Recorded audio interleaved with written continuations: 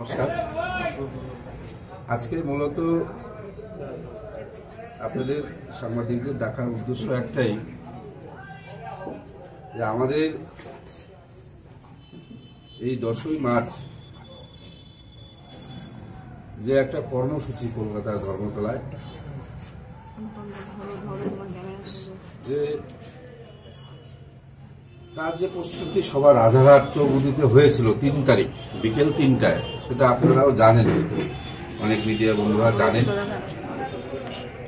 তারপরে আমাদের 4 তারিখ আমাদের এই ব্লকে কুচবিহার উত্তর বিধানসভা কেন্দ্রে 4 তারিখ আমাদের এনবিডিডি উন্নয়ন মন্ত্রী উদয়নবাবু মহাশয়ের অনেক কোটি উদ্বোধক অনুষ্ঠান ছিল। আমরা তৃণমূল কংগ্রেসের কর্মীরা আমরা রাজারহাট চৌমুহনীতে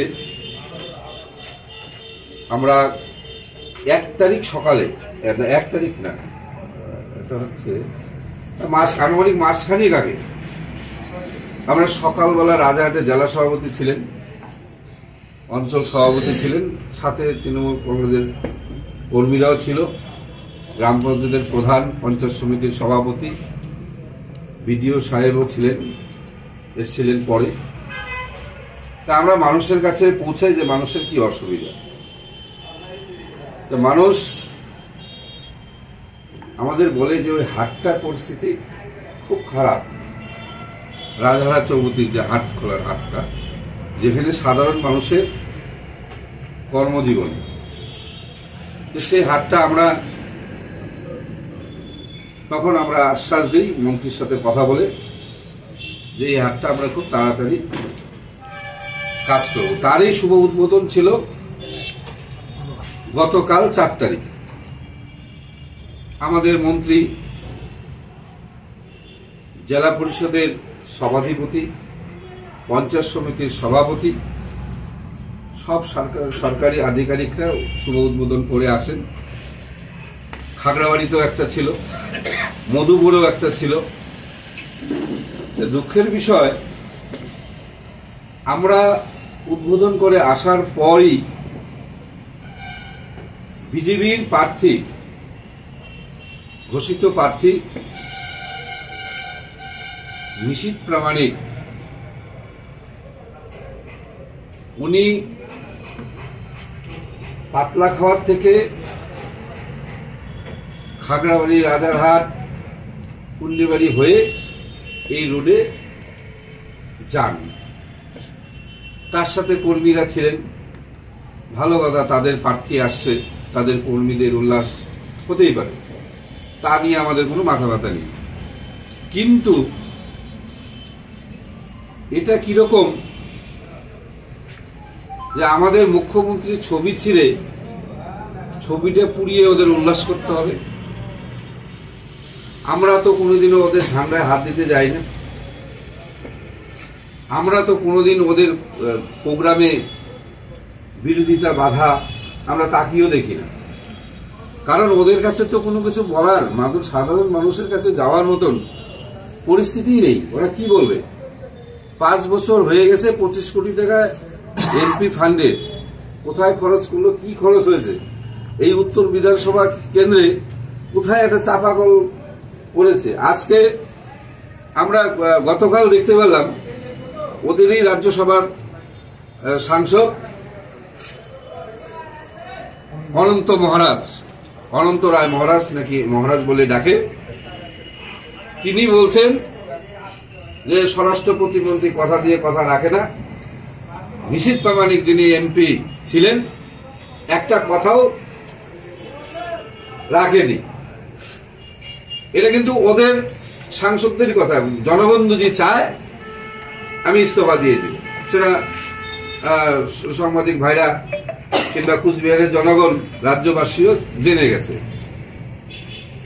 তাহলে ওরা কি এই জয় শ্রীরামের ধ্বনি, সাম্প্রদায়িক বার্তা, এই রাজারহাট এক চৌমুহনী একটা সেন্সিটিভ জায়গা,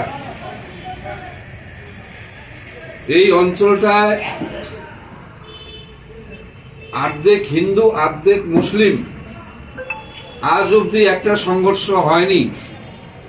আজ অবধি একটা রক্তাক্ত হয়নি, আজ অবধি কার সাথে কার বিভেদ হয়নি। কিন্তু এই ছবিটা ছিঁড়ে ওরা কি বার্তা দিতে চায় এই রাজারহাট চৌমুহনীতে? তৃণমূল কংগ্রেসের মন্ত্রীরা, তৃণমূল কংগ্রেসের প্রধানরা, তৃণমূল কংগ্রেসের পঞ্চায়েত সমিতির থেকে যে ডেভেলপের কাজ করছে সেটা করা কি অন্যায়?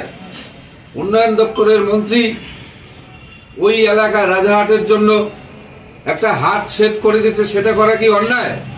তার প্রতিবাদ কি বিজেপির মুখ্যমন্ত্রীর ছবি ছেড়ে করতে হবে? আমরা এদেরকে ধিক্কার জানাই। রাজনীতি রাজনীতির মতন করা উচিত। জনগণ জবাব দিবে তার। আজকে আপনারা দেখেছেন পঞ্চায়েত নির্বাচন, আমি জোর গলায় আপনাদের বলতে পারি একটা মামলা হয়নি, একটা মামলা বিজেপিও করতে পারেনি, একটা কংগ্রেসও করতে পারেনি, একটা সিপিএম ওই ব্লকে একটা মামলা করতে পারেনি। আমাদের ব্লকে রাতে 1:30 অব্দি মানুষ ভোট দিয়েছে। আমি তাই আপনাদের কাছে বার্তা সাধারণ মানুষকে জানাতে চাই, এই যে উস্কানিমূলক ঘটনাগুলো মানুষ বিবেচনা করবে। আমাদের মুখ্যমন্ত্রী সাধারণ মানুষের, খেটে খাওয়া মানুষের 100 দিনের টাকা 2 বছর ধরে বিজেপি নাটক করেই যাচ্ছে, এখনো দিল না। সেই টাকা আমাদের মুখ্যমন্ত্রী আমাদের মা দুর্গা দিচ্ছে, সেটাকে দেওয়া অন্যায়? আপনারা বলুন। তার ছবি ছিঁড়ে বিজেপি কি বোঝাতে চায় এই ব্লকে? সাধারণ মানুষ ওদের পাশে নেই, ওরা বুঝে গেছে। কিছুদিন আগে আপনাদের সাংবাদিক কিছু আমার বাড়িতে গেছিলেন, রাজারহাটের একটা ঘটনা, পার্শ্ববর্তী বাড়ি, কোনো পলিটিক্যাল ব্যাপার নয়, ওখানে মারপিট হয়েছে, দক্ষিণ টাকা গেছে। ওর বাবা এখানে পাশে বসে আছে, আমাদের তৃণমূল কংগ্রেসের কোর কমিটির মেম্বার। উনি হসপিটালে গিয়ে, এই উত্তর বিধানসভা কেন্দ্রের বিধায়ক বিজেপির, তার সাথে উনি বিজেপির জেলা সভাপতি, উনি গিয়ে ছবি তুলে, আমার ছবি, জেলা সভাপতির ছবি, আমাদের রবীন্দ্রনাথ ঘোষ মহাশয় ওনার ছবি দিয়ে ফেসবুকে একটা কুরুচিকর মন্তব্য ছেড়ে কি বোঝাতে চায়? যে নার্সিংহোমে গিয়ে ফটো তুলে কি ওটা বিজেপির বুথ সভাপতি বানিয়ে দিল? আমি দায়িত্ব সহকারে বলছি, ওনার বাবা পাশে বসে আছে, যে ও কোনোদিন বিজেপি ছিলই না।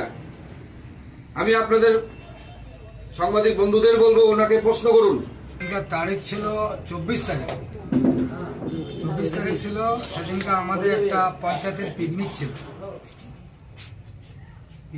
সেদিনকে আমরা একটা আমাদের গ্রামবাসীদেরকে একটা খাওয়া দাওয়ার প্রোগ্রাম দিই, যারা যারা খাটছে আর কি, ভোট কমিটির লোকগুলা সবাইকে আর কি আমরা খাওয়া দাওয়া দেওয়ার। ওই টাইমে রাত্রি 9:30 9টা আমি ওইখানেই ছিলাম, পিকনিকেই ছিলাম।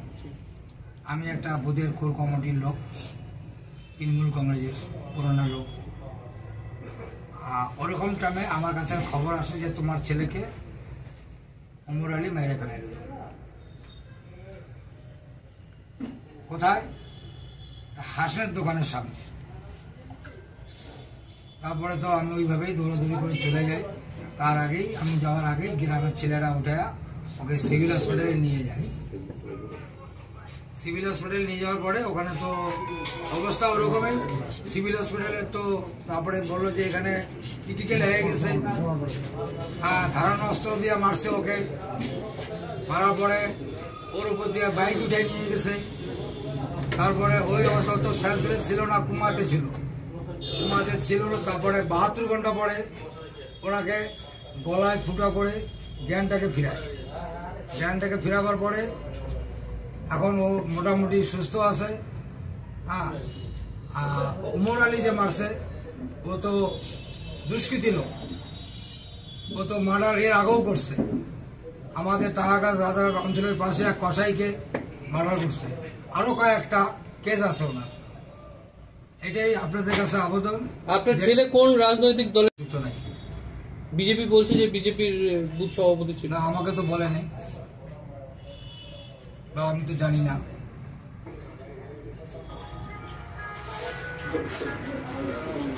আপনার নামটা একটু বলুন। আমার নাম নগেন দাস। ছিলেন না? ছেলের নাম ভুট্টু দাস।